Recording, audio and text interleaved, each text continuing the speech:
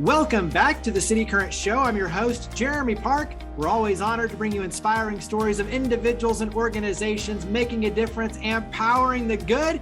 And in this case, we're going to talk about metalworks, motorcycles, party buses, and so much more. We're honored to be joined by Michael Lucas. He's the owner and president of Lucas Motorworks Welding and Fabrication. How are you doing, Michael?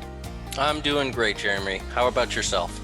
Doing well. This will be a fun conversation. Let's start with a little bit of just how you got into this. I know that your dad was in the industry, your grandfather was into construction as well. So how did you get into this line of metalworking and welding?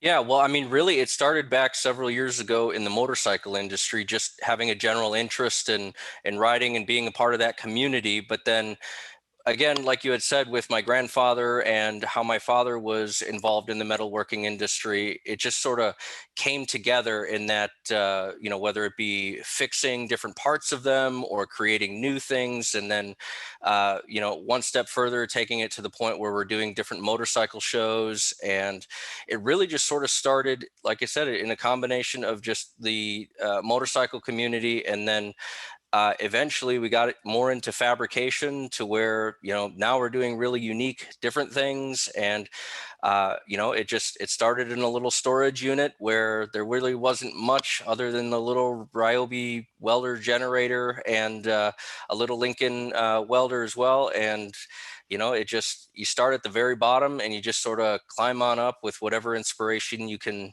grab along the way. And the neat thing is when you talk about just the breadth of opportunities, everything from working on the residential side and, all the ironworks, custom and fixing things, obviously that get broken. And then same thing on the commercial side. And then, as you mentioned too, motorcycles, party buses. I mean, really the sky is the limit. And so give us an idea when you talk about the business side, paint the picture, illustrate what all you do. Yes, as far as the motorcycling side, I mean, that's kind of not so prevalent anymore. We've moved kind of more generalized, I suppose, in that if you review like our website or any of our social media stuff, you'll see different things like some of the different party buses cruising up and down Broadway and so on through Nashville. But second to the transportation industry, the tractor trailers, emergency response, there's just so many different categories of businesses that operate with equipment, trucking, and anything else that once that equipment breaks or goes down, then, I mean, they're just kind of sitting ducks, or they just can't move any further until we can get somebody out there who has the skills to weld and repair the different things that they operate with. And but I mean, yes, equipment repair, heavy trucking, just down to, we still touch into the residential market, like your custom railings. In other, I mean, it could be an all metal decorative fire pit or sign, to accentuate your residence in some way. Or we could do different assemblies and fabrications on trailers, or of late anyway, now that we're, the weather's warming up, we're seeing a lot more in the boating industry, as it naturally does in the spring. And then concessions. And I always like to say that they are by far my best smelling customers, because the amount of barbecue that rolls through here sometimes is amazing.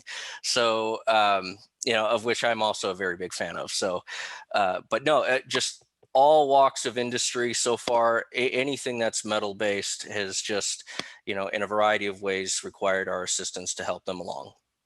You have interns, and when you look at kind of the craft and the trade, you are really perpetuating that. What all goes into when you talk about being a welder and working in this industry? Talk about the training, the expertise, and what that entails to get to your level. Well, I mean, a lot of it can be just inherent, like every industry. I mean, the more you enjoy it, inherently, the better you get at it. And so we hear this periodically, this whole, it's a dying trade or what have you.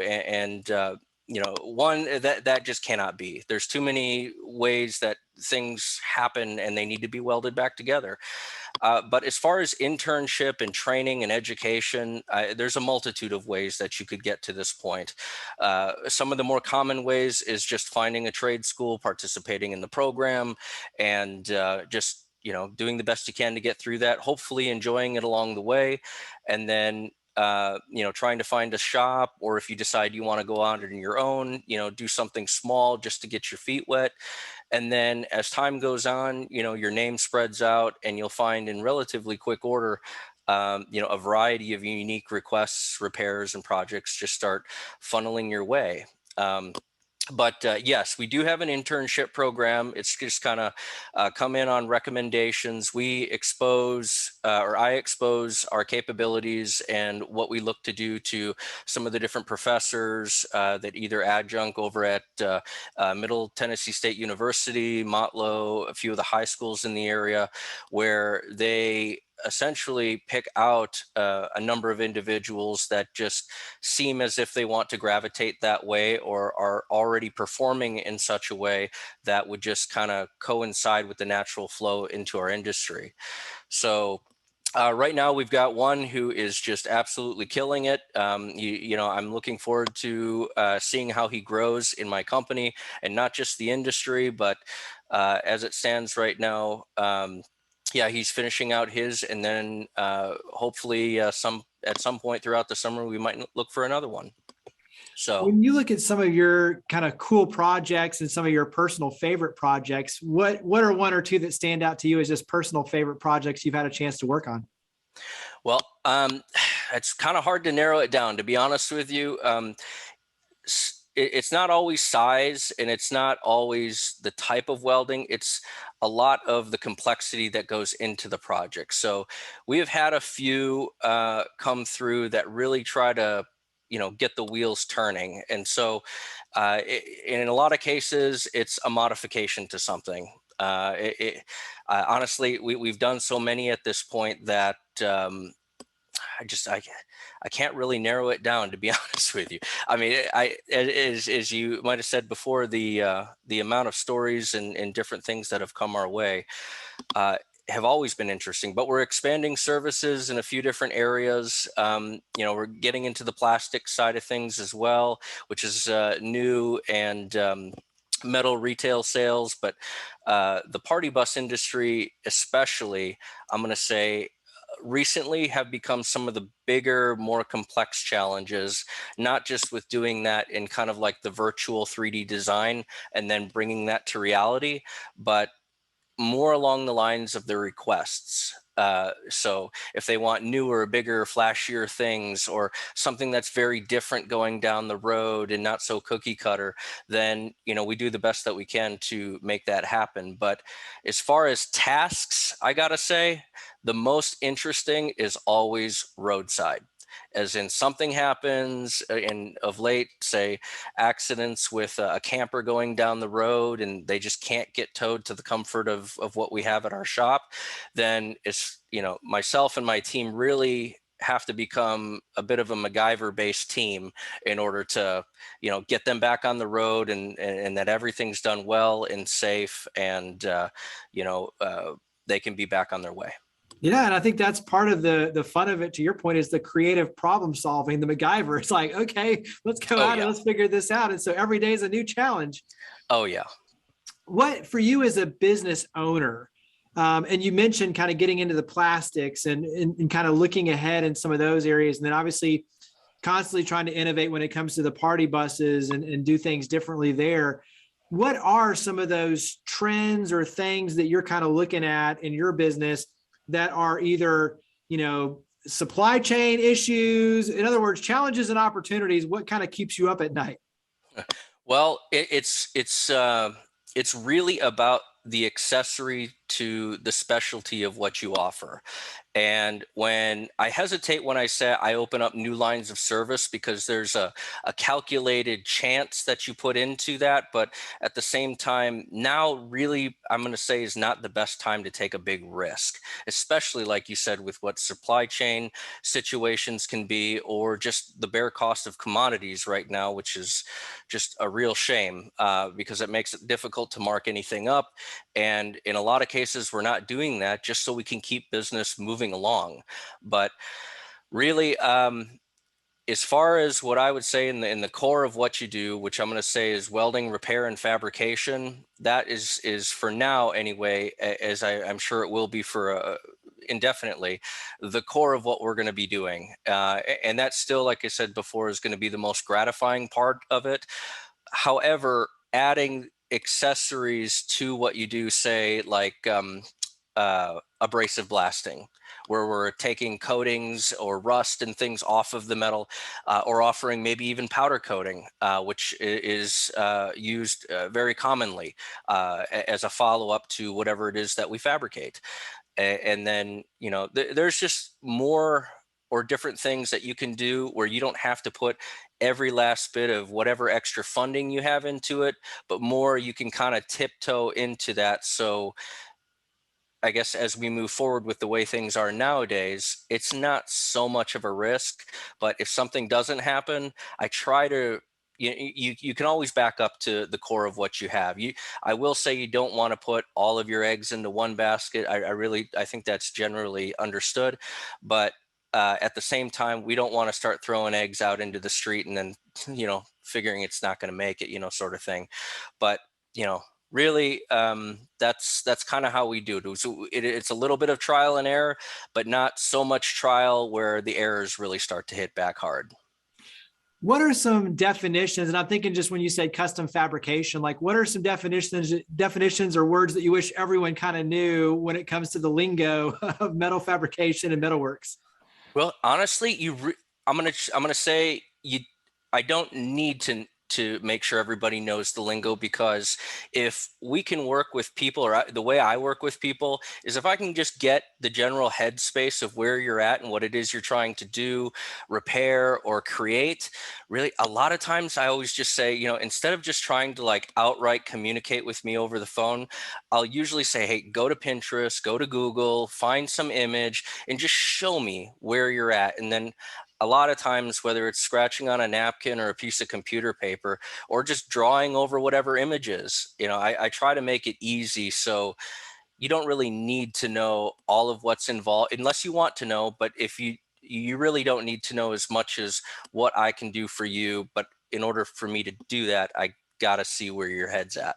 Yeah, I like that in terms of are we creating or are we fixing? And then let's just figure out a picture of kind of where you want to go so we're on the same page. I like that. Mm-hmm. What's one or two things that when you're talking to, like I'm thinking for parents and for youth especially, as you mentioned, kind of going back to the internship conversation, this is a powerful career, and you're hearing a lot of talk around just the power of trade schools and and the opportunities that are there as a career path. What would your words of encouragement be for students, and especially for parents of students who say, wow, this sounds really exciting. This is a career path I want to explore. What would your words of encouragement be for them? I would say don't hold back.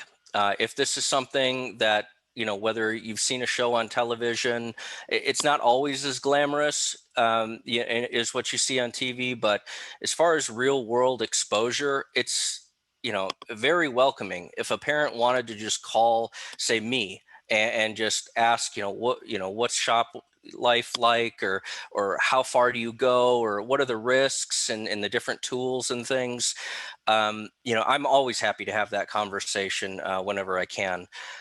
For those who want to take kind of a leap out on their own just to see if this is something they'd really like to try, I always suggest, because I teach classes as well on the weekends. And so we have beginners who come in and they're like, well, we love the class and I feel like I'm doing pretty good. Like I could get my lawnmower deck or a chair to stick back together, which is always great, low liability things and or decorative items. But then from there, if you want to really give it a good go, there is enough that you can buy, whether it be through Facebook Marketplace or Harbor Freight or Home Depot, or just scrap metal at our local scrap supplier place here in town, say like for $1,000, or a combination of Christmas gifts and a couple of bucks, you can like really take a good taste of, is this something that I, am interested in, and that's really, and generally speaking, even at that amount of money, that's extremely low, and it's worth the risk, because honestly, if it doesn't work out, you can sell it all back. And now, because there's not as many of us as there are in other industries, you'll be able to come out okay on that. It's a good investment either way. Either way, 100%. We'll wrap up for those who want to learn more about like the classes and obviously where to go to learn more and kind of get in touch with you and take next steps. Where do we go? So website, social media, where do we go? Yeah, really the two primary places is the website, the lucas-motorworks.com, no special spelling. And then you can check us out on Facebook as well, where I need to bring that thing a little bit more current, but some of our projects over the last 2 years, you'll get to see, again, a taste of the widespread of different applications and things that we've been doing. So those are really the two primary, but honestly, if you're really that curious, I always say just give us a call. Our information's all over online. Just give us, Google us, send us a message, and we're always happy to help anybody out. Yeah, love it. Well, Michael, thank you for all you and your amazing team do. Thank you for coming on the show. Yeah, thanks, Jeremy. I really appreciate it.